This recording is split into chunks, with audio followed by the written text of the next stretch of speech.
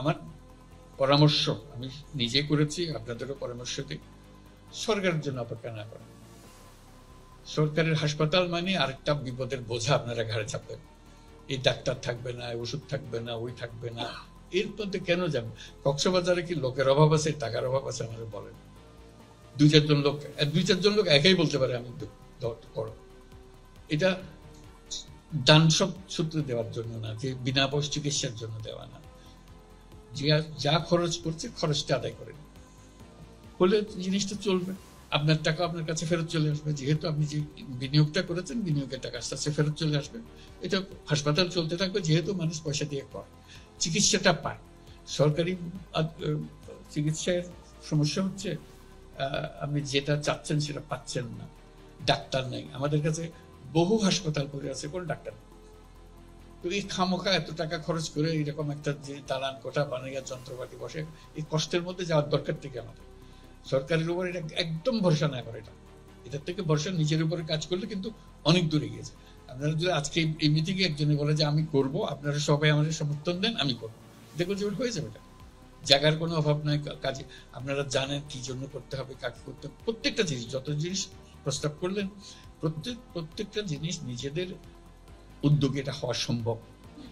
শুধু কাউকে না কাউকে ওই কোমর ভেঙে নামতে হবে যে আমি করবো।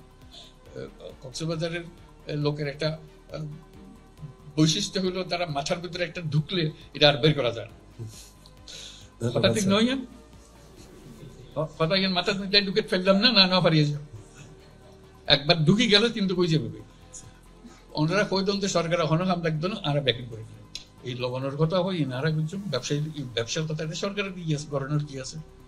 আর একটা বুদ্ধি কম সরকারের, তো আর বেশি বুঝি সরকার। সরকার তো কোনোদিন লবণ এক সিমটা লবণ কোনোদিন ফয়দা নেওয়া করে, আর তো গজ্জি আরা জানি লবণের কি জিনিস খন্ডে করে কথার কথা বললাম। ব্যাকিং মানুষ ভালা বোঝে, যেহেতু নিযুক্ত গরণ করে, সরকার তো গরণ না করে, হুকুম দেখা যায় এটার কথা বুঝান বড় মুশকিল। নিজের করি ফুলে দুই চারজন আত্মরে গেলে বহুত কাম করে ফেলাচ্ছে। এই চেষ্টা করেন দিল্লির কক্সবাজার এনে আজকে পর্যটন কেন্দ্র হইতাম চাইলে না, করতাম যে না, পর্যটনের কথা বারবার করার দরকার নেই। এবার আর বিরাট অর্থনৈতিক শক্তি কক্সবাজার, এই পুরা জিনিসের মেকারা খেয়াল করে। আমাকে একজনে বললো যে আমরা স্টারলিংক শুনছেন বোধহয় পত্র পত্রিকায়, যে একটা ইন্টারনেট ফেসিলিটি আমরা তৈরি করতেছি, যেটা ফাস্ট, খুবই দ্রুত গতির ইন্টারনেট। এই দ্রুত গতির ইন্টারনেট এই কয়েক মাসের মধ্যে এসে যাবে। এসে যদি যায় কি ব্যবহার হবে, এইটার ব্যবহারের জন্য তরুণরা একেবারে এক পায়ে খাড়া, তাদের নিজস্ব জগৎ তারা তৈরি করে ফেলতে পারবে, যেহেতু এখন সারা দুনিয়ার সঙ্গে তাদের ইন্টারাকশন শুরু হয়ে যাবে। এর ফলে অনেক ব্যবসা বাণিজ্য সৃষ্টি হবে। আমাকে একজন জিজ্ঞেস করলো যে এত ব্যবসা বাণিজ্যের কতগুলো বড় বড় ব্যবসা সৃষ্টি হবে প্রযুক্তি ভিত্তিক, কোথায় নিয়ে যাবেন, কোন জায়গাতে এটা ফোকাস একত্রে রাখবেন? তা আমি বলতেছিলাম এটা তো বাংলাদেশের কোনো জায়গায় যে কোনো হতো। একজন বলছে কক্সবাজারে করবো, ভালো কথা।